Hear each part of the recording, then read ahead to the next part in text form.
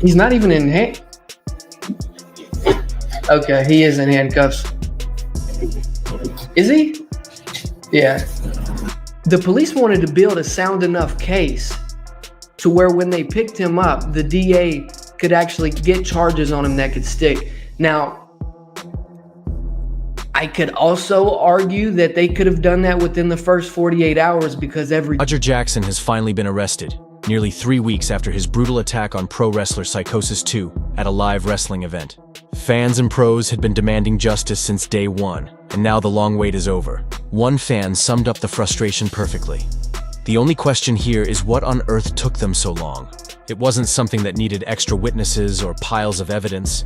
The whole thing was caught on camera. Another fan, Joel Hughes, turned his focus to Rampage, saying, "I'm hoping Rampage doesn't immediately bail him out. He deserves at least a year or two behind bars before even thinking about release. He nearly ended a man's life and traumatized the entire crowd." YouTuber Ross, who first broke the news, reminded viewers how the story had gone quiet for weeks since the incident, even as calls for Raja's arrest grew louder. But now it's official. The long-awaited arrest has finally happened, and the MMA and wrestling worlds are buzzing with reactions. RajaJackson has officially been arrested. This has just been reported by TMZ like maybe 30 minutes ago. You know, TMZ, they're very quick with getting information, and usually if they get the information, then it's usually accurate. I know it's kind of been quiet, you know, for I want to say a few weeks now after the whole situation with RajaJackson. A lot of people were talking about it, you know, when it initially happened, and a lot of people were wanting him to get arrested. Well, it's argued that RajaJackson's behavior revealed a reckless pattern that could have easily turned deadly, and he was shocked by how long authorities took to act given the severity of the situation. In his view, Raja seemed to be facing little to no consequence, living comfortably without accountability or proper guidance, even from his own family. After he's going down is straight destruction and chaos. Someone that's easily, you know, able to just flip like that and go off the rails to the point where they almost murdered someone, it's crazy. I'm very surprised that it took this long for any legal actions or any ramifications to happen.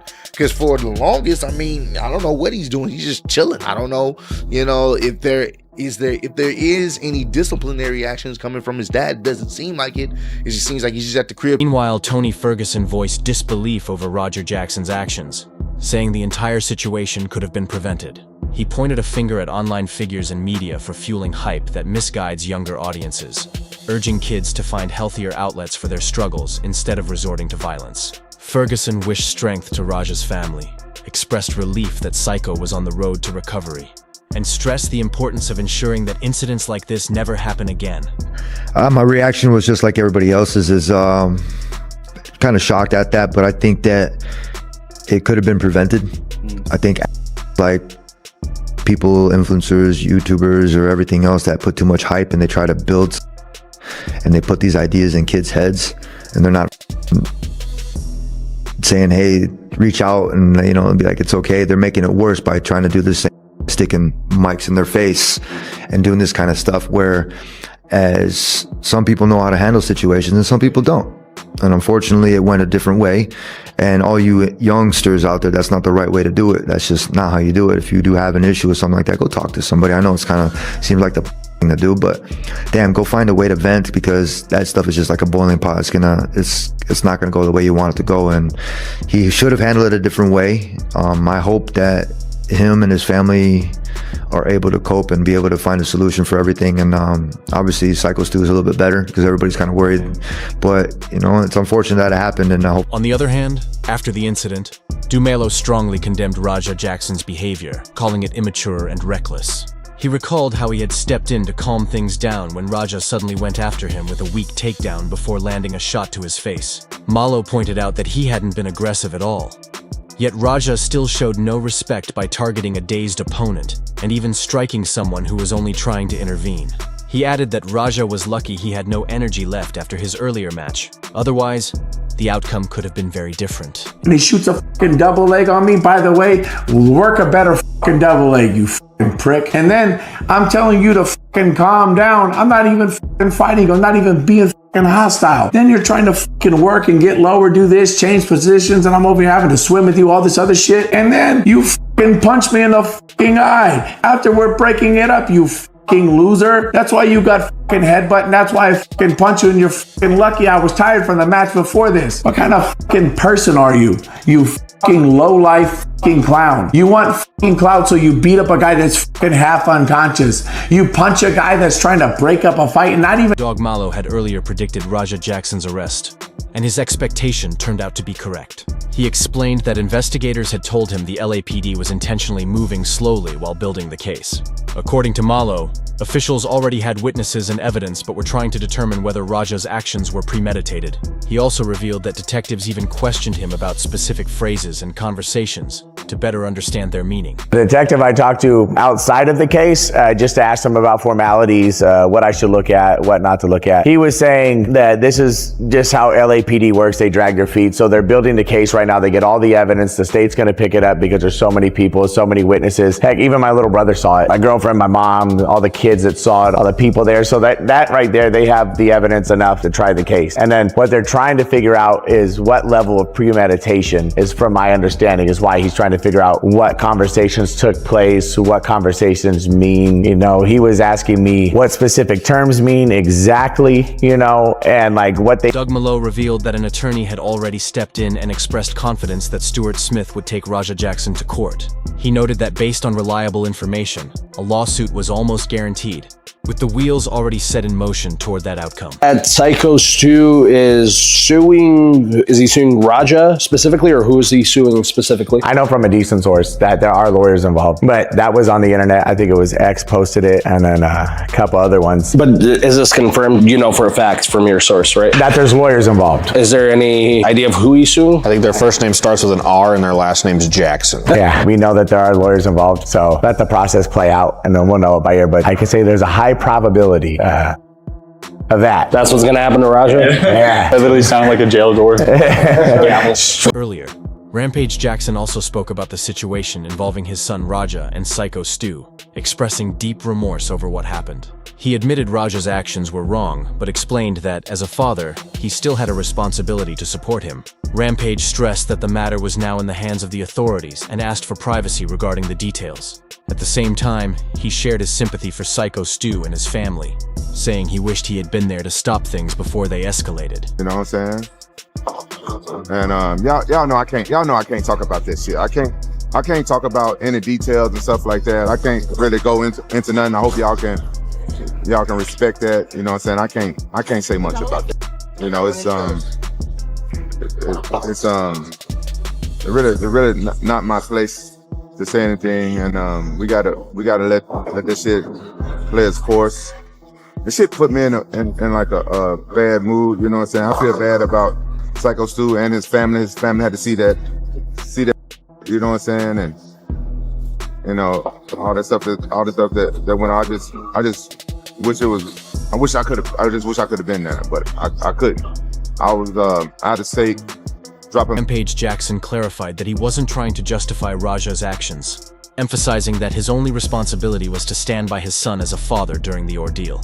He admitted the situation was painful and hoped that in time, Psycho Stu might find it in his heart to forgive him in that role, even if outsiders could never fully understand the weight of what had happened. Y'all need to know that I don't condone Raja's conduct. I don't condone none that happened. So we're gonna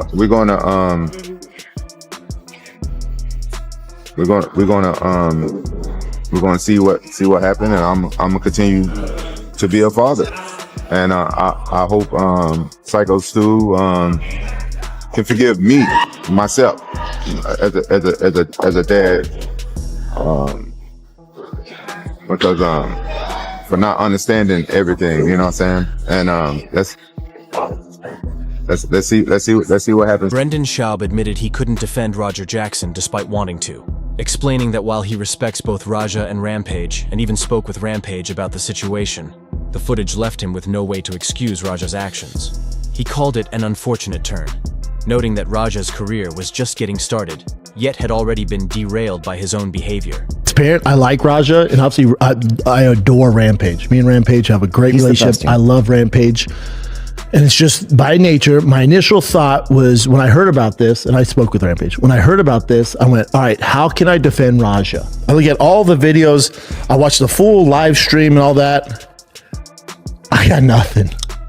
Oh, I can't, you can't defend this. I see this, it's so sad. Because he was just getting started. Matt Brown gave a blunt response to the controversy, saying the only reason RajaJackson wasn't facing even harsher criticism was because of his connection to Rampage. He pointed out that the footage clearly showed Raja striking someone who was already unconscious, something Brown considered extremely serious. In his view, the act was so severe it could even be treated as attempted murder. You know, if this was anybody other than Rampage Jackson's son, I don't think there'd be any empathy here at all, but we all love Rampage and he's the man, you know, and the fact that he's his son, we're all sitting here like, bro, what the you know, and what do we think about this? You know, if it was just anybody else in the world, it'd be like, bro, throw it out, you know, in the cage and throw the key away, man. And that's probably what's going to happen to him. Like, you know, you say they're investigating, like, well, there's not a lot to investigate. Like, there's a video that shows it pretty goddamn clear, you know, what we need to investigate here. So, you know, what's he going to get?